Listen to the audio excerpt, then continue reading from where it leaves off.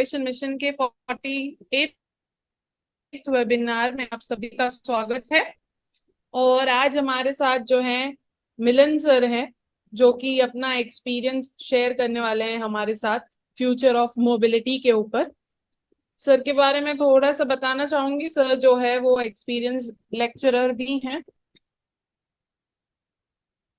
और साथ ही साथ वो जेनसेक लेक्चरर भी रह चुके हैं। सर डिजाइन इंजीनियर हैं। तो मैं चाहूंगी कि आप ये सेशन का पूरा लाभ उठाएं। जो भी टेक्नोलॉजी वाले स्टूडेंट्स हैं, मेरी उनसे रिक्वेस्ट है, टेक्नोलॉजी वाले जो भी प्रिंसिपल्स हैं, आप प्लीज अपने क्वेश्चंस पूछिए। और जो भी डाउट है, हम सेशन के लास्ट 15 मिनट में आपके क्वेश्चंस लेने वाले हैं। और अगर आपको कोई भी डाउट्स है या कुछ भी है तो आप प्लीज ड्रॉप करिए कमेंट बॉक्स में। कमेंट बॉक्स ओपन है, चैट बॉक्स ओपन है। So we will begin the session now. The session is over to you, sir. Thank you so much for coming. As requested by the audience, we will keep the session in Hindi. So don't worry about it. So thank you so much, sir, for coming. The session is over to you. Okay, thank you very much, Lavina ji. Thank you for the warm invite and the welcome. Uh, अमृत महसाणा ने एक ये अमृत महोत्सव चल रहा है India में, इसके regarding एक अच्छा इनिशिएटिव लिया है। सेइंग टू दैट, जो गुजरात गवर्नमेंट ने एसएसआईपी पॉलिसी इंक्लूड की, तो उसको भी आई थिंक हमने ध्यान में रखते हुए स्कूल से लेकर कॉलेज स्टूडेंट्स को भी इनवाइट किया। इट इज वेरी गुड कि हम ग्रास रूट से काम कर रहे हैं, क्योंकि इंडिया में अभी काफी जरूरत है इस चीज की, सी specially the technology and innovation, जहाँ पे बच्चा सीधा ही स्कूल लेवल से ही अपने इनोवेटिव आइडिया को इम्प्लीमेंट करे। तो ज्यादा टाइम ना वेस्ट करते हुए I start with a short presentation, जहाँ पे हम देखेंगे कि what is the future scope of mobility. हमारे पास अभी एग्जिस्टिंग इंफ्रास्ट्रक्चर क्या है, बैकएंड हिस्ट्री क्या रही है, क्या रिवोल्यूशन आया है, क्या इवोल्यूशन हुए हैं इन टर्म्स ऑफ मोबिलिटी। और हम मोबिलिटी के बारे में जब बात करेंगे, तब सिर्फ हम ह्यूमन ट्रांसपोर्ट के बारे में नहीं बात करेंगे। हम बात करेंगे कि लॉजिस्टिक भी कैसे होता है, उसको भी तो मोबिलिटी चाहिए। हर एक देश एक दूसरे के ऊपर डिपेंडेंट है। सो मैं खुद का इंट्रोडक्शन तो आई थिंक लवीना जी ने ऑलरेडी दे दिया है। Currently I am the founder of the सेनेस्टर इनोवेशन प्राइवेट लिमिटेड, और we are India first drone motor manufacturing company. और पिछले 3.5 साल से टेक्नोलॉजी एरा में ही काम कर रहे हैं। और अभी इंडियन ड्रोन मैन्युफैक्चरर्स जो है, उसको हम अपने प्रोडक्ट सप्लाई करते हैं। सो सेशन का कंटेंट कुछ इस तरीके से रहेगा कि हम इंट्रोडक्शन देखेंगे कि फ्यूचर ऑफ मोबिलिटी कहाँ से इवोल्व हुई, एग्जिस्टिंग ऑपरेशनल एफिशिएंसी क्या है।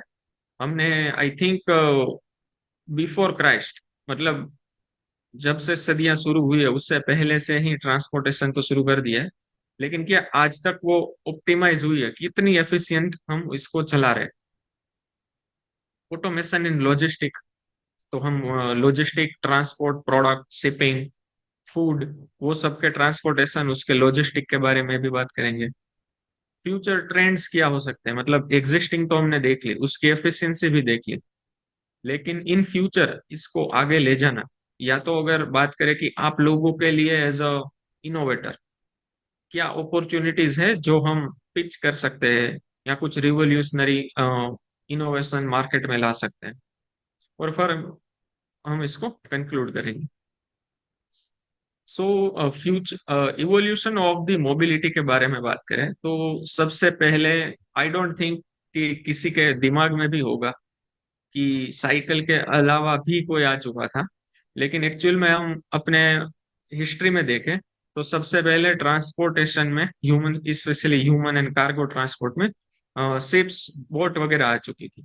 और वो भी पिछले कई सदियों से हमारे पास थी, बाइसिकल के इवोल्यूशन से पहले। उसके बाद हम इंडियन हिस्ट्री में देख सकते हैं कि घोड़ा गाड़ी आई, जहाँ पे ट्रांसपोर्टेशन हो सकता था।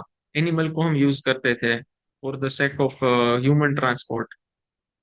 अगर टेक्नोलॉजी की बात करें कि रेस्ट ऑफ द केस, कि अगर लिविंग एंटिटी को छोड़ दे, हाथी घोड़ा या और भी कोई एनिमल्स, तो टेक्नोलॉजी रिवॉल्यूशन शुरू होता है 1870 से, जहाँ पे फर्स्ट जर्मन के साइंटिस्ट हैं मैनुअल बाइसिकल लॉन्च की, जहां से एक ट्रांसपोर्टेशन का पूरा फेज चेंज हुआ फ्रॉम द लिविंग एंटिटी से लेकर कुछ मैकेनिकल, कुछ टेक्निकल वाली चीज, जिस पे हमें डिपेंडेंट ना रहना पड़े किसी और के ऊपर।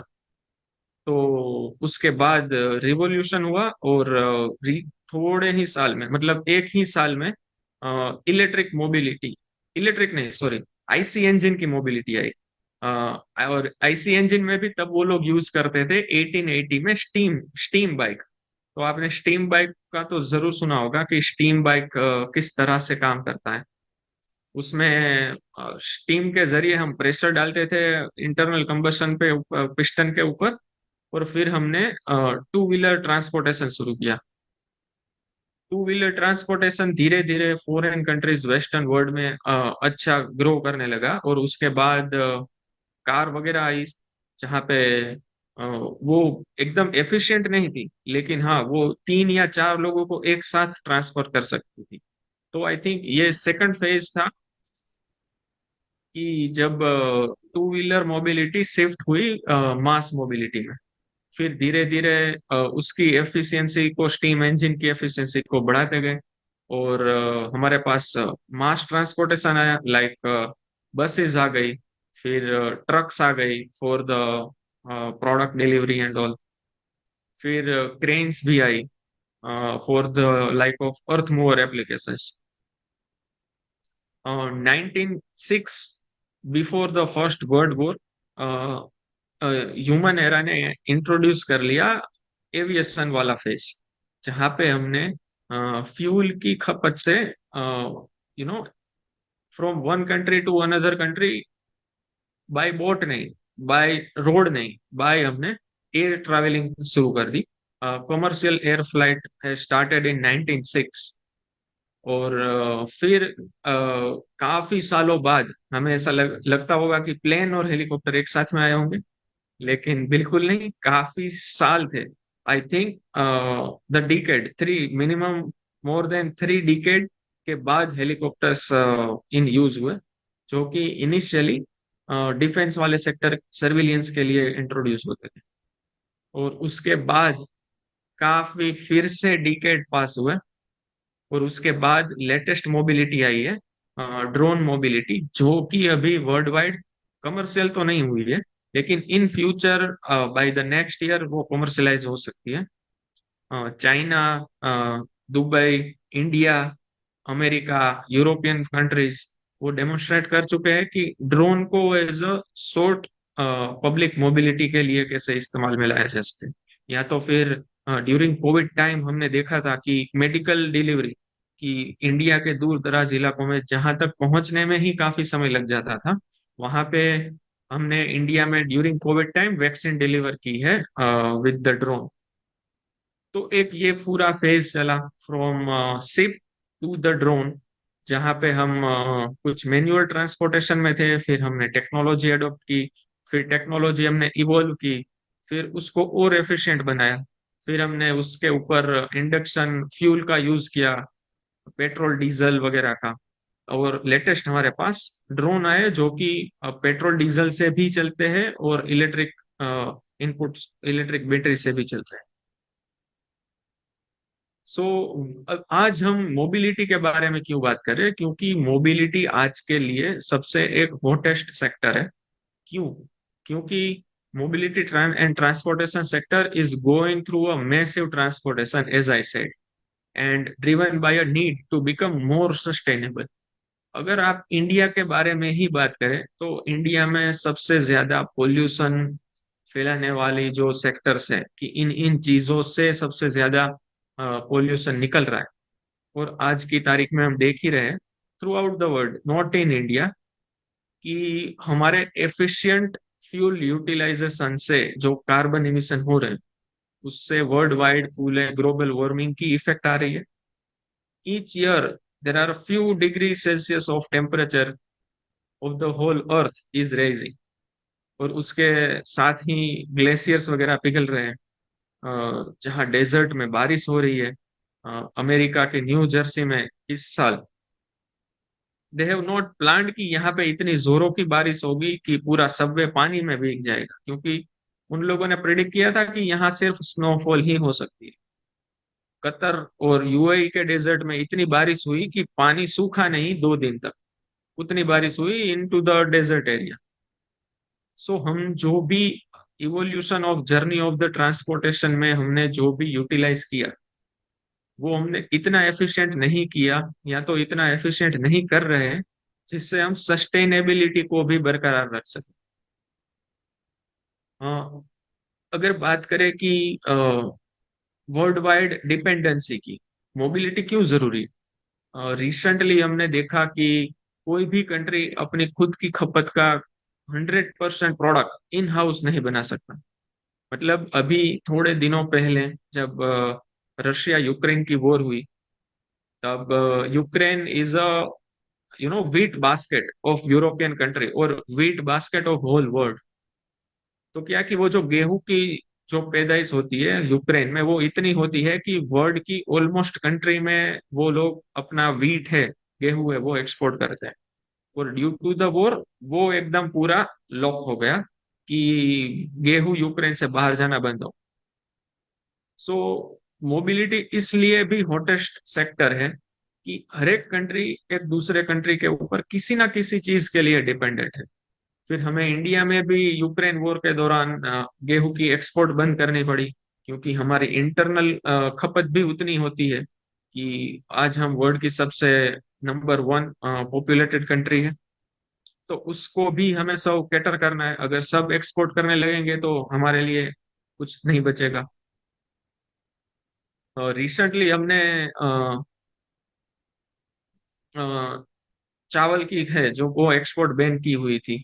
और रिसेंटली हमने 9 कंट्री के लिए वो रिलीफ की है कि वो 9 कंट्री में हम चावल है वो एक्सपोर्ट करना शुरू कर सकेंगे, क्योंकि वहां पे इन्फ्लेशन जो कि महंगाई खुदरा दर है वो काफी बढ़ने लगी चावल की इंपोर्ट ना होने की वजह से।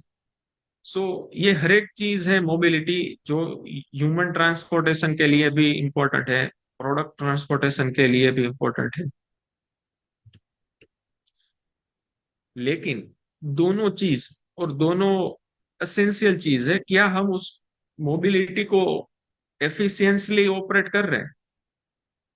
अगर हम बात करें कि the mobility and transportation sector is going through a massive transformation driven by a need to become more sustainable and enabled by the technology. मतलब हमने बाइसिकल तो बना ली थी, लेकिन बाइसिकल क्या हर एक जगह पे कैपेबल है। अगर हम प्लेन टेरेन के ऊपर बात करें, मतलब महाराष्ट्र हो गया, गुजरात हो गया, राजस्थान हो गया, जहाँ पे हिली एरिया नहीं है, वहां पे तो साइकिल को हम एफिशिएंटली ऑपरेट कर पाए। हमने आईसी इंजन वाले बाइक्स बनाए जो पेट्रोल से चलते हैं, वो भी वहां पे एफिशिएंट चलते हैं। लेकिन क्या हम हिली टेरेन में जाए, हिमाचल प्रदेश में जाए या जम्मू कश्मीर में जाए, या तो फिर मणिपुर, नागालैंड, मिजोरम में जाए, जहाँ पे पहाड़ी इलाके, क्या वहां पे भी वो ऑप्टिमाइज हुआ है उसकी ऑपरेशनल एफिशिएंसी। क्या वहां पे भी वो सेम एवरेज दे पा रहे हैं, जितना हम इनपुट डाले क्या उससे मैक्सिमम आउटपुट निकाल पा रहे हैं। या तो फिर ट्रक्स वगैरह हो गए कि गुजरात में कुछ चीजों की जो पैदाइश है वो नहीं हो रही है, तो हम वो राजस्थान, मध्य प्रदेश, महाराष्ट्र वहां से इंपोर्ट करते हैं। तो उसका भी तो गुड्स और सर्विसेज का ट्रांसपोर्ट होता है। तो क्या वो हमने हिली टेरेन के लिए भी ऑप्टिमाइज किया हुआ है। क्या हमने डेजर्ट एरिया में जहाँ पे हमारी सिक्योरिटी फोर्सेस रहती है, डेजर्ट ऑफ कच्छ है या डेजर्ट ऑफ राजस्थान है, क्या वहां पे भी वो प्रोडक्ट उतनी ही एफिशिएंटली ऑपरेट हो रहा है। अगर नहीं हो रहा है तो हम उसको टेक्नोलॉजी के जरिए अपग्रेड कर सकते हैं। उसमें क्या क्या चीजें हो सकती है, एक तो हो सकता है कि रोड कंडीशंस, कि रोड कंडीशन कितनी बेहतरीन है, तो वो भी एक टेक्नोलॉजी है कि जितनी टेक्नोलॉजी का यूटिलाइज करके, जितनी अच्छी मशीनरीज यूटिलाइज करके अगर आपने रोड बनाई हुई है, तो उतनी ही ज्यादा आपको ट्रांसपोर्टेशन की एफिशिएंसी मिलेगी।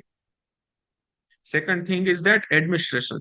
क्या एडमिनिस्ट्रेशन उस तरीके का है कि जहां पे हमें दो पॉइंट ए और पॉइंट बी के बीच में अगर पहुंचना हो तो सबसे कम डिस्टेंस में रखकर हम वहां तक पहुंच सके? क्या उस तरह से रास्ते डिजाइन हुए हैं? क्या टाउन प्लानिंग उस तरह की हुई है जिस तरह के हम उसकी ऑपरेशनल एफिशिएंसी को बढ़ा पाए? थर्ड फैक्टर है technology into the mobile mobility. अगर हम बात करें कि अभी आ गई है इंडिजीनियस कार आ गई है, इलेक्ट्रिक कार जो हमें ड्राइवर लेस एक जगह से दूसरे जगह तक पहुंचा रही है। तो वो एक टेक्नोलॉजी एडेप्शन है जिसकी वजह से ड्राइवर की इनएफिशिएंसी को हम एफिशिएंट बना रहे हैं। वो पहले ही प्रिडिक्ट कर रहा है कि हमें कहाँ से ब्रेक नहीं लगानी है या तो कहाँ पे ब्रेक लगानी है। तो उस तरीके से जो फ्यूल एफिशिएंसी है और ओवरऑल व्हीकल की एफिशिएंसी है वो हम बढ़ा रहे हैं। And for that, we are seeing the conversion of old transport mode to the electric, as I said, of the car. So अभी कार ही सिर्फ इलेक्ट्रिक में ट्रांसफर नहीं हो रही। हमारा जो basic evolution of the mobility था वो पूरे का पूरा सिस्टम अभी इलेक्ट्रिक में कन्वर्ट हो रहा है। और वो भी एक ऑपरेशनल एफिशिएंसी है। क्यों? वो मैं आपको बताता हूँ। जो अभी सारी मोबिलिटी के आप अगर हम देखें तो मोटा मोटा सभी पेट्रोल या डीजल की खपत से चलता है। अगर वो हम पेट्रोल और डीजल की साथ ही चला रहे हैं तो मतलब हर एक इंडिविजुअल जो कि ट्रांसपोर्टेशन का यूज कर रहा है वो कहीं ना कहीं कार्बन इमिशन कर रहा है। वो वातावरण में कार्बन डाइऑक्साइड, कार्बन मोनोऑक्साइड और भी कई तरह के हेजार्डस गैस पोल्यूशन हवा में छोड़ रहा है। और उसी की तो वजह से हमारा ग्लोबल वार्मिंग बढ़ रहा है। तो क्या हम वो सभी पोल्यूशन को एक जगह पे करके उससे कंट्रोल कर ले तो कितना बेहतर रहेगा? वो करने के लिए जो इलेक्ट्रिक मोबिलिटी का फेज अभी जो रिसेंटली पिछले 6-7 सालों से चला है, जहाँ पे गवर्नमेंट भी आगे आके मास ट्रांसपोर्टेशन को इलेक्ट्रिक में कन्वर्ट कर रही है। तो एक इलेक्ट्रिक वाला फेज है जहाँ पे हम क्या कर रहे हैं कि हर एक इंडिविजुअल जो कि मोबिलिटी यूज कर रहा है वो अभी हर एक जगह पे पोल्यूशन क्रिएट नहीं करेगा। जहाँ पे पावर प्लांट है, जहाँ पे इलेक्ट्रिसिटी प्रोड्यूस हो रही है, सिर्फ वहीं पे पोल्यूशन या तो बाई प्रोडक्ट्स है वो निकलेंगे पावर प्लांट से, और जिसे हम कंट्रोल भी कर पाएंगे। और इस तरीके से हम ग्लोबल वार्मिंग के जो बेसिक फैक्टर्स है, कार्बन इमिशन हो गया या हेजार्डस गैसेस हो गया, सॉलिड वेस्ट हो गया, जो रिवर्स है उसमें हम बाई प्रोडक्ट्स या कचरा फेंक देते हैं वो हो गया। तो उन सबको हम एक साथ कॉन्सेंट्रेटेड करके उसको हम बाइफरगेट या तो आइसोलेट कर सकेंगे एटमॉस्फेयर में डीजल होने से पहले। अभी एक ट्रांसपोर्टेशन में देखे तो एक और मेजर रिवॉल्यूशन आया है जहां पे आपको पूरे इंडिया में मोबिलिटी के बारे में बात की, ह्यूमन मोबिलिटी की, लेकिन प्रोडक्ट आज आप महसाणा में बैठ के राजकोट का या अहमदाबाद का या सूरत का या तो फिर आखिरी छोर तक केरला या तमिलनाडु का प्रोडक्ट आप मंगवा सकते हैं और सिर्फ 2 या 3 दिन में आपके घर पे वो डिलीवर हो जाए। तो एक वो फेज भी साथ साथ में चल रहा है ह्यूमन ट्रांसपोर्टेशन के साथ, जहां पे हम प्रोडक्ट को भी एफिशिएंट ट्रांसपोर्ट कर रहे हैं। लेकिन वो ट्रांसपोर्ट तो होता है डीजल और पेट्रोल वाले व्हीकल के जरिए, जहाँ पे ट्रक्स वगैरह या कार्स वगैरह या डेडिकेटेड व्हीकल चल रहे हैं। लेकिन इंटरनल वेयर हाउस का ऑटोमेशन भी इतना ही क्रूशियल रोल प्ले कर रहा है, जहाँ पे एक बड़ा सा वेयर हाउस होता है एक पूरी जगह में, जहाँ पे इतने प्रोडक्ट्स भरे होते हैं, इतने वेंडर्स के, कि उन वेंडर्स के प्रोडक्ट को एफिशिएंटली निकाल कर with in a short time, कि 2 घंटे में अगर कोई नया प्रोडक्ट का ऑर्डर आ रहा है तो 2 घंटे में वो अपने वेयर हाउस से सेग्रीगेट होके एक जगह पे पहुंच के वहां पे उसका पैकिंग और बॉक्सिंग होता है, वहां से वो रिसीट जनरेट करके डिस्पैच वाले डिपार्टमेंट तक पहुंच जाए। तो वो अभी टेक्नोलॉजी के एडॉप्शन की वजह से वो अभी रोबोट के जरिए हो रहा है, इलेक्ट्रिक स्मार्ट व्हीकल के जरिए हो रहा है। वो पहले एफिशिएंटली काम नहीं हो रहा था, वो पहले तो हम मैन्युअली मैनेज कर रहे थे। तो वो manually to adoption of the technology अब वो रोबोट्स के जरिए इम्प्लीमेंट होता है, और विद इन शॉर्ट टाइम और एफिशिएंटली हमें वो प्रोडक्ट हमारे एंड पे मिल जाता है। अगर हम फ्यूचर ट्रेंड्स की बात करें इन टर्म्स ऑफ मोबिलिटी और लॉजिस्टिक, तो वो क्या रह सकता है कि mobility and transport sector is undergoing a massive transportation driven by need to become the more sustainable. As I said कि जो फ्यूचर मोबिलिटी जो है वो सस्टेनेबल बनाने के लिए हमें क्या क्या चीजें करनी पड़ेगी for the human and the product, जिसके जरिए हम अपने एनवायरनमेंट को कंजर्व कर पाए, जो एग्जिस्टिंग उसकी ऑपरेशनल एफिशिएंसी जो हम जहां तक पहुंचा चुके हैं उससे भी ज्यादा हम आगे पहुंच जाए, ताकि एनवायरनमेंट में हम कोई एडवर्स इफेक्ट ना जनरेट करें। और that is only because of the adoption of the electric vehicle, जहां पे हम पोल्यूशन को एकदम ही कंट्रोल कर पा रहे हैं। और ये जर्नी हमारी ऐसी रहने वाली है जहां पे हम इवोल्यूशन की जो पूरी जर्नी है उन सभी फेज को एक साथ टच कर सकेंगे। क्यों? क्योंकि जहां पे अगर हम देखें कि वेस्टर्न कई कंट्रीज है जहां पे they are now shifting from the petrol और डीजल वाला bike to the cycle. Why? Because वो लोग परेशान है कि हम पोल्यूशन अपने ही लिए अपने सिटी में प्रोड्यूस कर रहे हैं, तो हम उसको छोड़ना चाह रहे हैं। तो now there are a few cities in Europe and American countries कि वो लोग अभी जो लोग नई यंग जनरेशन आ रही है they are avoiding the petrol and diesel transportation, और वो इंटरनल ट्रांसपोर्टेशन या लोकल ट्रांसपोर्टेशन के लिए साइकिल का इस्तेमाल करते हैं। उसी के साथ साथ अगर हम बात करें इंडिया की, तो इंडिया में साइकिल का एडॉप्शन वो काफी दिक्कत है, considering the terrain, considering the road condition, considering the atmosphere of India. क्योंकि वेस्टर्न वर्ल्ड में तो उन लोगों का रूम टेम्परेचर रहता है 15 डिग्री से लेकर 25 डिग्री सेल्सियस तक। तो वहाँ का एटमोस्फियर ऐसा है कि वहाँ पे अगर आप प्रोफेशनल काम के लिए भी, अगर आप ऑफिस जा रहे हैं, अगर आप स्कूल जा रहे हैं, अगर आप डॉक्टर हैं तो आप हॉस्पिटल जा रहे हैं, तो किसी भी प्रोफेशनल काम में जाने के लिए अगर आप साइकिल का इस्तेमाल कर रहे हो तो डेट इज गुड, क्योंकि वहाँ का वेदर कंडीशन, वहाँ का रोड कंडीशन आपको सपोर्ट करता है टू आप जहां तक पहुंचे वहां आप आराम से पहुंचे और आपको कोई परेशानी ना हो। बट इंडिया में वो दोनों डिफिकल्टी है, एक तो हमारे रोड कंडीशन है वो कहीं जगह बहुत अच्छी है, कहीं जगह बहुत अच्छी नहीं है, कहाँ पे इम्प्रूवमेंट की गुंजाइश है।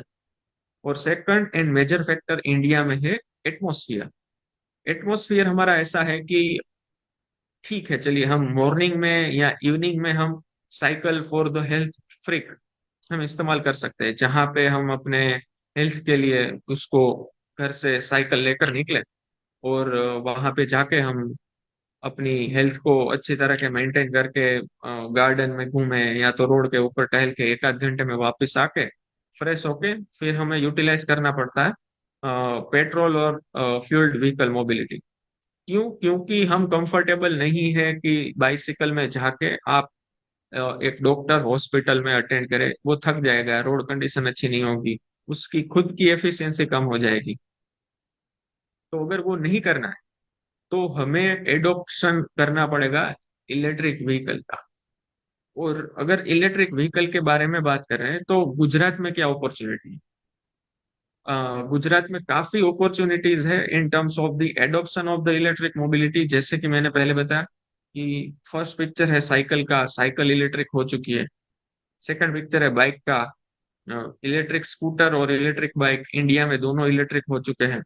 थर्ड पिक्चर है कार का, जो भी इंडिया में इलेक्ट्रिक हो चुकी है। मैंने बात की थी गवर्नमेंट भी इनिशिएटिव ले रही है। अगर मैं राजकोट की बात करूं तो राजकोट में शायद 50+ इलेक्ट्रिक गवर्नमेंट बसेस चलती है, जो कि for the mass transportation of the public. तो गवर्नमेंट अपने हिसाब से भी इनिशिएटिव ले रही है कि जहां जहां से हम सस्टेनेबल बना सके, जहां जहां से हम पोल्यूशन को कंट्रोल कर सके वहां पे हम कर सके। फिफ्थ पिक्चर है हमारा प्लेन और हेलीकॉप्टर। तो प्लेन और हेलीकॉप्टर वाले केस में हमने देखा है कि जो यूरोपियन मार्केट है वहां पे एक पूरा यूरोपियन और ऑस्ट्रेलिया दोनों में उन लोगों ने पूरा सोलर प्लेन बनाया, जो कि एक पर्सन को ट्रांसपोर्ट कर सकता है। मतलब मास में तो हम ट्रांसपोर्ट अभी कर नहीं रहे, लेकिन हम इनिशिएटिव ले रहे हैं प्लेन को भी इलेक्ट्रिक या तो मोबाइल बना सके। और उसके प्लेन और हेलीकॉप्टर दोनों के अल्टरनेट में अभी के लिए ग्राउंड रियलिटी पे ड्रोन्स रिप्लेस कर रहे हैं for the product, for the medical supplies, for the delivery into the hilly terrain, या तो फिर कहीं रेस्क्यू के लिए भी इस्तेमाल में किए जा रहे हैं। और सिर्फ जो कि अभी इलेक्ट्रिक में कन्वर्ट नहीं हुई है, जो कि हमारी पूरी मोबिलिटी इवोल्यूशन का सबसे पहला पैदान था, वो आज भी सबसे आखिर में है to convert into the electric mobility. और उसमें चैलेंजेस भी है, अगर मैं शेयर कर सकूं तो इलेक्ट्रिक मोबिलिटी की एक सबसे फर्स्ट और मेजर चैलेंज वो है कि वो हमें distance of travel between two point वो इतना ज्यादा नहीं दे पा रही है अभी के तारीख में, जितना हमें पेट्रोल और डीजल में मिल रहा है। क्योंकि वो शॉर्ट स्टोरेज में हमें शॉर्ट ड्यूरेशन ही दे पा रही है। और अगर हम बात करें कि ओशन की, तो ओशन इतना बड़ा है कि जहाँ पे दो डिस्टेंस पॉइंट ए और पॉइंट बी ही इतने दूर होते हैं, जहाँ पे इलेक्ट्रिक मोबिलिटी इतना हम एडॉप्ट नहीं कर पाए। लेकिन हाँ, जो जो भी मछुआरे हैं, जो कि हमारे गुजरात, आपको हमें सब पता है गुजरात का जो coastal area, it is one of the largest coastal area as a state. जो कि मछुआरे बोट्स का इस्तेमाल कर रहे हैं, वो भी पेट्रोल और डीजल वाली बोट्स इस्तेमाल करते हैं। तो गुजरात, बीइंग इन गुजरात, हमारे पास अपॉर्चुनिटी है, आप लोगों के पास अपॉर्चुनिटी है कि आप इलेक्ट्रिक प्रोपल्सन सिस्टम लाए मरीन एप्लीकेशन में। तो एक ये जो फेज है वो अभी अनटच फेज है, जहाँ पे हम काम कर सकते हैं। और इस तरीके से हमने भी एक इनिशिएटिव लिया है बीइंग इनटू द सेनेस्टर, जहाँ पे हम प्लेन और हेलीकॉप्टर वाला उसका जो रिप्लेसमेंट है ड्रोन, उसको हम उसकी हम पावर ट्रेन डिजाइन कर रहे हैं। अगर हम बात करें कि शेयर्ड मोबिलिटी इन इंडिया, तो हमारे पास अपॉर्चुनिटी क्या है through the shared electric mobility. जैसे कि मैंने बताया कि हर एक चीज को कन्वर्ट किया जा सकता है, लेकिन मैं एक ये पर्सपेक्टिव भी देना चाहूंगा कि अगर आप में से कोई भी बंदा कीन है कि चलो हमने उसकी बैकग्राउंड देख ली, मोबिलिटी की हमने इवोल्यूशन देख ली, कौन से फेज में कहाँ से एडॉप्शन हुई या चेंज ओवर हुआ, टेक्नोलॉजी का एडॉप्शन हुआ। उसके बाद हमने ये भी देख ली कि चैलेंजेस क्या थी, सस्टेनेबल नहीं था, तो हमें उसका सस्टेनेबल का अल्टरनेट निकाला। अब वो निकालने के बाद क्या हम इसको कॉमर्शियली डिप्लॉय कर सकते हैं, ताकि हमारी जो मोबिलिटी है वो और एफिशिएंट और सस्टेनेबल बन सके। तो मैंने एक छोटा सा ब्रीफ आप लोगों के जस्ट फॉर द रेफरेंस के लिए यहाँ पे डाला हुआ है कि अगर कोई इसके ऊपर काम करना चाहे तो definitely will be happy to help. जहाँ पे एक बिजनेस अपॉर्चुनिटी है सेड इलेक्ट्रिक साइकिल के बारे में, जहाँ पे अगर हम बात करें गुजरात में, तो हमारी road conditions considering to the other state काफी अच्छी है। हमारे इंटरनल रोड्स भी अब बेहतर धीरे धीरे हो रहे हैं। अगर दो डिस्ट्रिक्ट के बीच के बारे में रोड की बात करें तो वो तो बेहतर हो ही रहे हैं। जहाँ पे 4 लेन थे वहां पे अब 6 लेन बन रहे हैं, जहाँ पे साइन बोर्ड नहीं थे वहां पे साइन बोर्ड बन रहे हैं।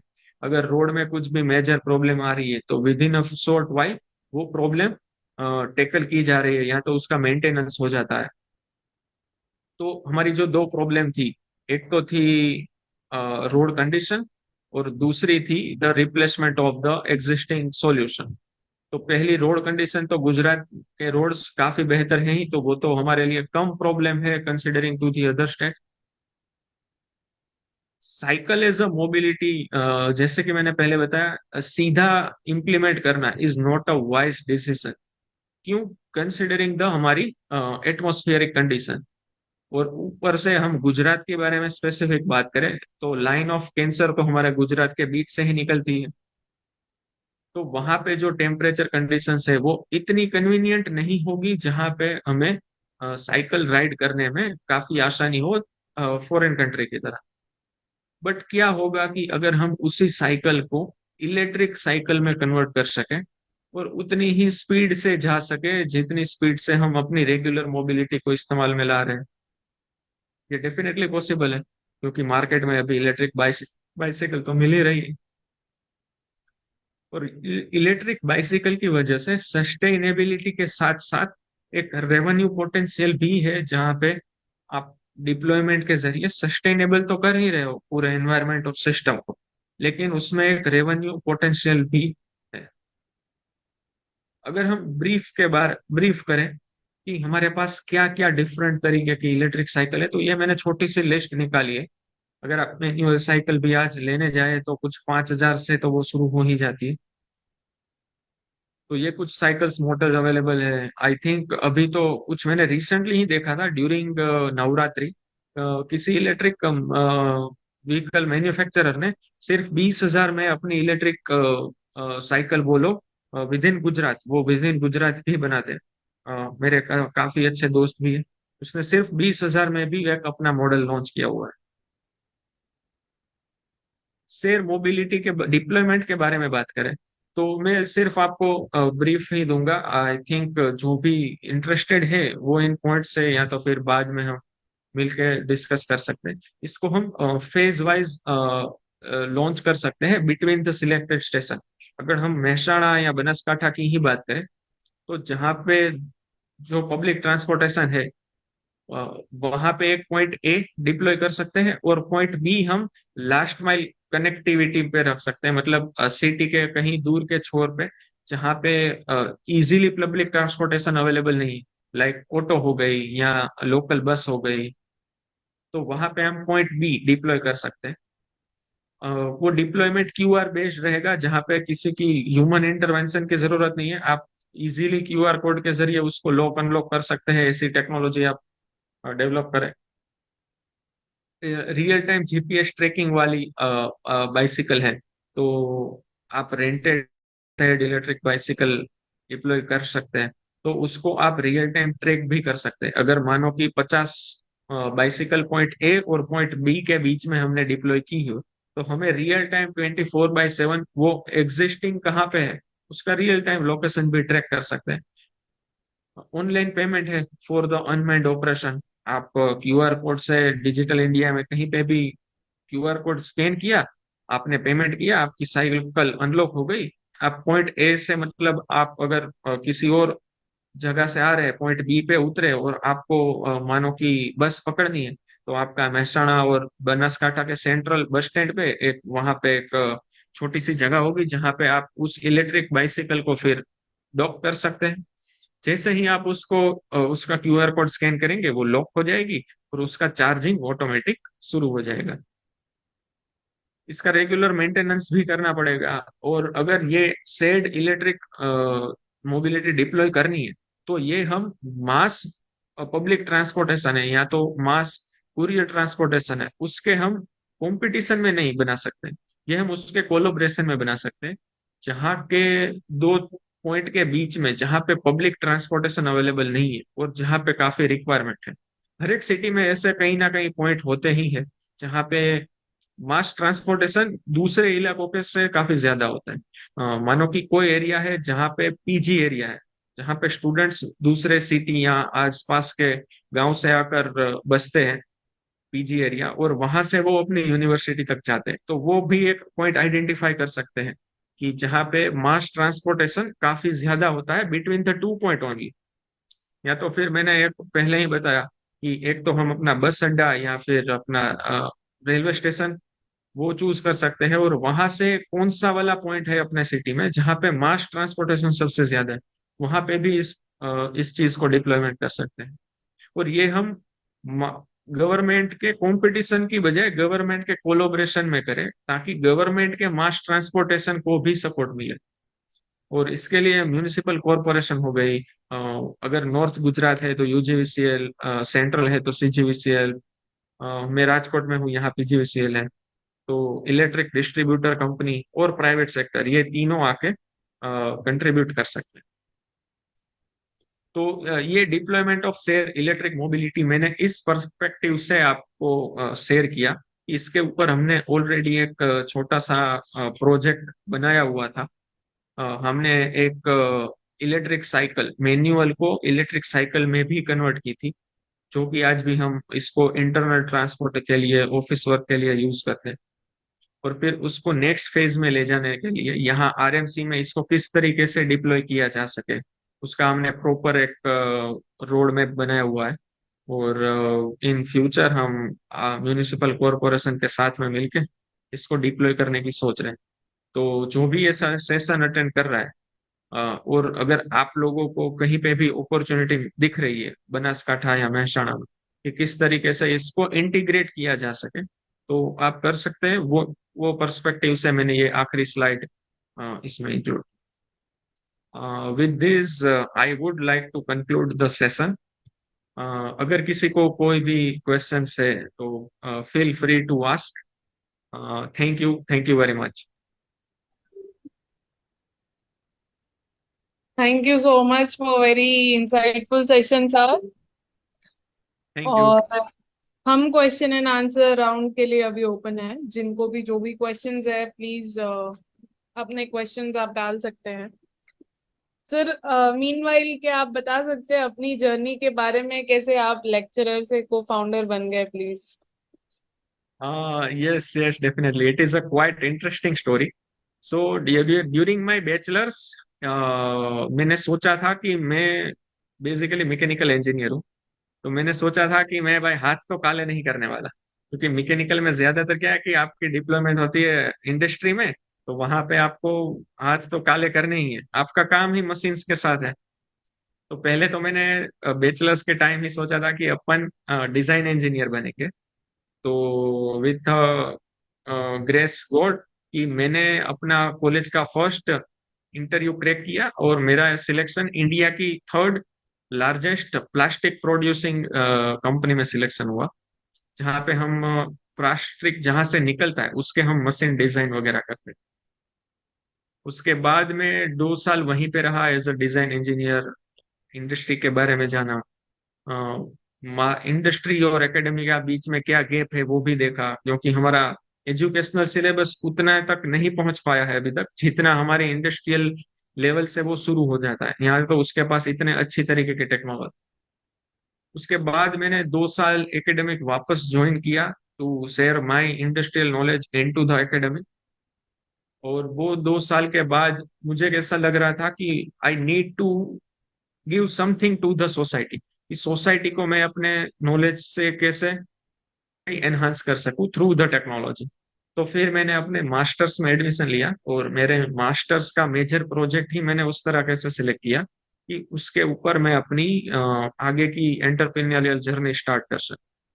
तो एट द एंड मास्टर्स मैंने एक single seater electric mobility design की हुई थी, जो कि बहुत अच्छी चल रही थी, आज भी चल रही है। लेकिन उसको कमर्शलाइज करने में दिक्कत ये आई कि काफी इन्वेस्टमेंट वगैरह लग रही थी। तो फिर हमने स्विच किया कि पूरा इलेक्ट्रिक बाइक नहीं बनाते, सिर्फ उसका वो डिवाइस बनाते, वो कंपोनेंट बनाते जहां में मार्केट में प्रॉब्लम। तो फिर हम इलेक्ट्रिक बाइक से इलेक्ट्रिक मोटर में कन्वर्ट हुए, इलेक्ट्रिक बाइक की। और फिर इलेक्ट्रिक बाइक की मोटर से हम ड्रोन की मोटर में कन्वर्ट हुए।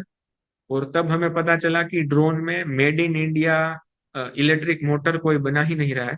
और जो कि इंडियन ड्रोन इंडस्ट्री है उसको 100% वो इंपोर्ट करनी पड़ रही है। और तब हमारा टॉपिक है मोबिलिटी, ट्रांसपोर्टेशन का काफी प्रॉब्लम था। और वो प्रॉब्लम आइडेंटिफाई हमने जैसे ही किया कि कोविड आ गया। तो पूरी Indian drone industry was stuck, क्योंकि चाइना ने वो मोटर्स वगैरह सप्लाई करने बंद कर दिए। और उसकी वजह से इम्पेक्ट हुई कि इंडियन ड्रोन इंडस्ट्री पूरी थम गई। फिर भी हमने जो डेवलपमेंट और टेक्नोलॉजी अचीव की थी ड्यूरिंग दैट टाइम, मैंने जैसे बताया कि कोविड के दौरान हमने ड्रोन के जरिए मेडिकल डिलीवरी भी in the state of the Tamil Nadu deliver की थी। तो ऐसे कुछ मेरी जर्नी रही है from the bachelors to being entrepreneurship into the drone. और आज हम पैन इंडिया अपनी प्रोडक्ट सप्लाई कर रहे हैं और देख रहे हैं कि और भी टेक्नोलॉजी के जरिए क्या क्या एनहांसमेंट इम्प्रूवमेंट कर सके।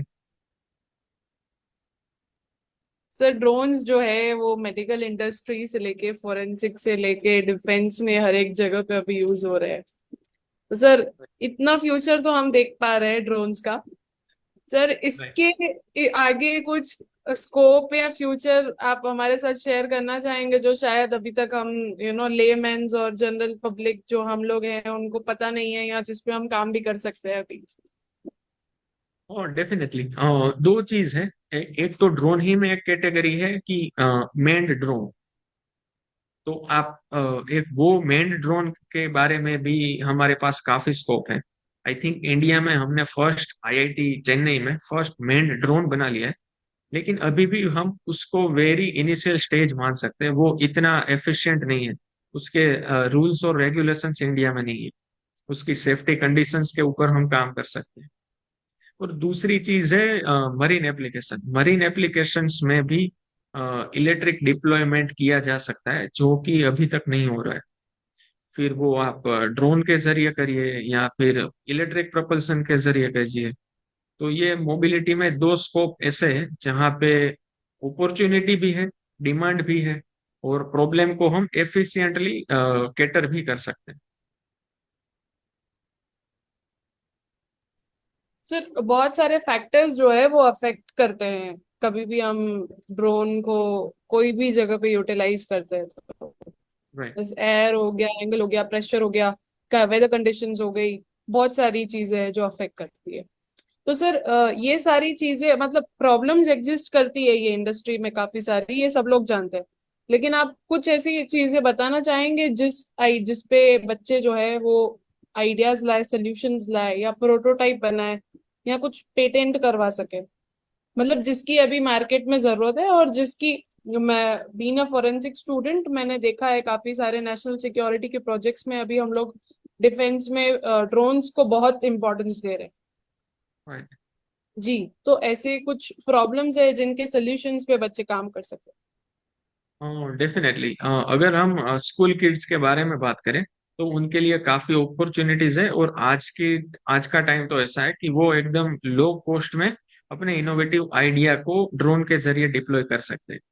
Yes, rightly said. अगर हम किड्स के बारे में बात करें तो किड्स है वो अपने इनोवेटिव आइडिया से डिफेंस के लिए तो सबसे बेहतर कुछ इनोवेटिव आइडिया को इम्प्लीमेंट करके उन लोगों को सप्लाई कर सकते हैं, क्योंकि डिफेंस एक ऐसा चीज है कि जिसके पास इनफ बजट है जो कि आपके इनोवेटिव आइडिया को कंज्यूम कर सके। अगर हम देखें कॉमर्शियल ड्रोन्स, तो ज्यादातर ड्रोन वाले केस में क्या है कि it is a one time use. अगर हम अच्छे कॉमर्शियल ड्रोन के बारे में देखें तो वो अराउंड 1 लाख 1.5 लाख वहां से उसकी स्टार्टिंग रेंज होती है। तो ये हो गया बिल्कुल हमारी कार जैसा कि कार आपने ली तो आप एटलीस्ट 5 6 7 10 साल तक ये तो नहीं सोचेंगे कि मैं इसको 2 साल के बाद रिप्लेस कर दूंगा। तो वहां पे कंज्यूमर ड्रोन के साइड में इतनी अपॉर्चुनिटीज नहीं है। डिफेंस साइड में बच्चे काफी कुछ कर सकते हैं। फिर बच्चों के लिए एक और सेक्टर है एफपीवीज, जहाँ पे रेसिंग ड्रोन्स होते हैं, जहाँ पे एकदम छोटा लाइट वेट ड्रोन डिजाइन करना होता है और पॉइंट ए से पॉइंट बी के बीच जैसे हम भागते हैं रेस में, उसमें उसी तरीके से हम ड्रोन को भगाते हैं। तो इंडिया में अभी वो मार्केट भी इमर्ज हो रहा है। तो बच्चे वो भी इनोवेटिव आइडिया, इनोवेटिव डिजाइन के जरिए, एफपीवीज कहते हैं उसे, उसको डिजाइन कर सकते हैं, उसको डिप्लॉय कर सकते हैं। तो ये दो चीज अभी मेरे दिमाग में आ रही है कि वो लोग इसके ऊपर कुछ काम कर सकते। सर जब आप ड्रोन इंडस्ट्री में आए थे तो मतलब कुछ तो मोटिवेशन रहा होगा सर आपका, बिकॉज यानी आपने कहा कि आप मोबिलिटी में आ चुके थे, लेकिन फिर आपने कहा कि इलेक्ट्रिक बाइक पूरा डेवलप करने में, कमर्शलाइज करने में काफी मैन्युफैक्चरिंग कॉस्ट ज्यादा होगा उसका। तो स्पेसिफिक हम पार्ट्स बनाते हैं जो हम सप्लाई कर सके, मतलब उसको भी एक मोनोपोली बना सकते हैं हम मार्केट में एक्चुअली। तो sir what was your motivation कि आपने थोड़ा सा स्विच कर लिया, ड्रोन्स पे भी आ गए साथ में या फिर साइमल्टेनियसली तीन चार चीजों पे काम करने का सर एक अलग ही मोटिवेशन होता है, तो प्लीज थोड़ा सा हमको बताइए। राइट। तो वो वाले केस में मेरा मोटिवेशन ये था कि पहला तो जो ग्लिच थी नी, जो एकेडमिक और इंडस्ट्री के बीच में एक वो ग्लिच थी कि कहीं ना कहीं मेरे माइंड में वो चीज थी कि इंडिया में काफी innovative ideas, innovative product, innovative compositions या इस तरीके से डीप रिसर्च होती है जो कि वर्ल्ड में नहीं हो रखी होती है और इंडिया में होती है। फिर भी अगर एकेडमिक और कॉमर्शलाइजेशन के बीच में इतना गैप है तो पहले तो वो गैप नहीं होना चाहिए। तो ये एक मेरी मोटिवेशन थी। उसके बाद दूसरी मोटिवेशन थी कि सस्टेनेबल होना चाहिए इन टर्म्स ऑफ फाइनेंस। कि अगर मैं टेक्नोलॉजी मेरे पास है, अगर मुझे कुछ इनोवेटिव आइडिया आया है, तो वो फाइनेंशियली रेवेन्यू बेस के ऊपर भी वो सस्टेन होनी चाहिए। थर्ड चीज ये थी कि सबको अपने देश के लिए प्यार होता है। तो मैं भी उस तरीके की टेक्नोलॉजी बनाना चाहता था जहां से बीइंग इनटू इंडिया, इंडिया को फायदा हो। तो ड्रोन में आने का एक तो फायदा यही था कि हमारी डिपेंडेंसी चाइना और यूरोपियन मार्केट से खत्म हो जाती। आज की तारीख में हमारी प्रोडक्ट वर्ल्ड की सबसे बेहतरीन मोटर्स है उससे बेटर परफॉर्म कर रही है। तो वी आर प्राउड कि भले ही कुछ परसेंटेज में, लेकिन मैंने डिपेंडेंसी तो कम की। तो एक ये भी मोटिवेशन था। और फोर्थ था कि इंडिया में ही अगर कोई प्रोडक्ट डिजाइन नहीं हो रही है और अगर बाहर से कुछ प्रोडक्ट डिजाइन होकर इंडिया के लिए बन रही है, तो वो उतनी ऑप्टिमाइज या उतनी तो ऑपरेशनल एफिशिएंसी नहीं है जैसे कि हमने बात की। तो हमारी इंडिया की मोटर इंडिया में ही डिजाइन हुई है, तो उसकी जो हमने एफिशिएंसी है वो उस तरीके से बढ़ा दी है कि वो डेजर्ट में भी काम कर सके, वो ह्यूमिड एटमॉस्फेयर में भी काम कर सके, वो ड्राई एरिया में भी काम कर सके। तो ये टेक्नोलॉजी वाला मोटिवेशन था इससे। सर, हम ये सेशन में मोबिलिटी के फ्यूचर के बारे में बात कर रहे हैं। तो क्या आप थोड़े सा बच्चों को ऐसे बता सकते हैं कि कौन से बुक्स या कौन से मैगजीन्स या कौन से वेबसाइट्स उनको रेगुलरली चेक करने चाहिए मोबिलिटी के बारे में पढ़ने के लिए, या क्या चीजें नई आई है मार्केट में ये सब जानने के लिए? सो मेरा एक ड्रॉबैक ये रहा है कि मैं ज्यादा बुकिश नहीं हूँ, बहुत कम पढ़ता हूँ मैं। बट ज्यादातर मेरा मार्केट से कनेक्ट रहने का सबसे बेहतरीन और इजी सोर्स आज हो गया है सोशल मीडिया। तो मैं हर एक चीज सोशल मीडिया से ही मैं कनेक्ट करता हूँ। यूट्यूब मेरा बेस्ट कनेक्टिविटी है जहाँ पे मैं रिलेवेंट सर्च करता हूँ। उसके बाद इंस्टा है जहाँ पे कई पेजेस वगैरह है जहाँ पे स्पेसिफिकली मोबिलिटी या स्पेसिफिकली आप जो एरिया ऑफ इंटरेस्ट है उसमें आप उस पेज में जुड़ सकते हैं और आपको सिर्फ उसी के रिगार्डिंग अपडेट्स आते रहेंगे। तो मैं ज्यादा अपना जो नॉलेज है, मार्केट कनेक्ट है, वो सोशल मीडिया से लेता हूँ।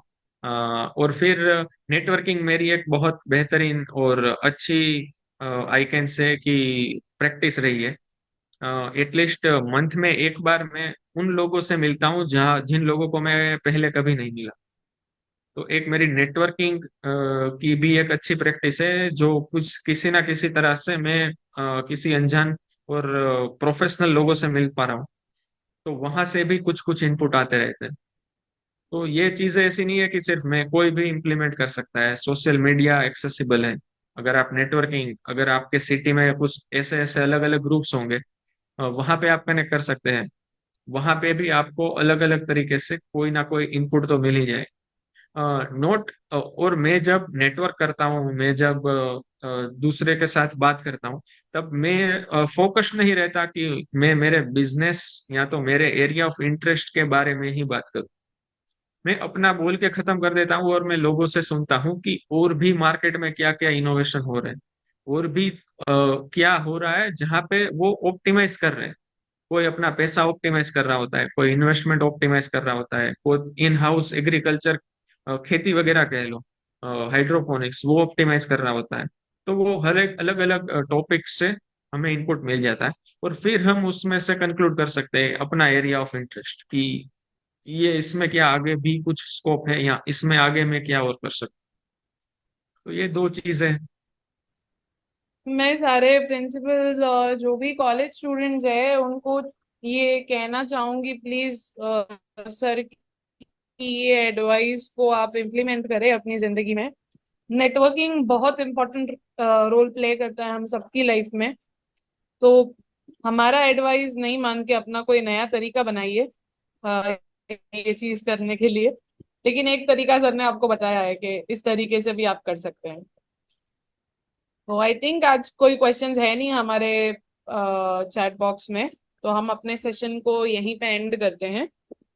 Thank you so much sir कि आप आए, अपना कीमती टाइम निकाला आपने और काफी अच्छा सेशन रहा हमारा।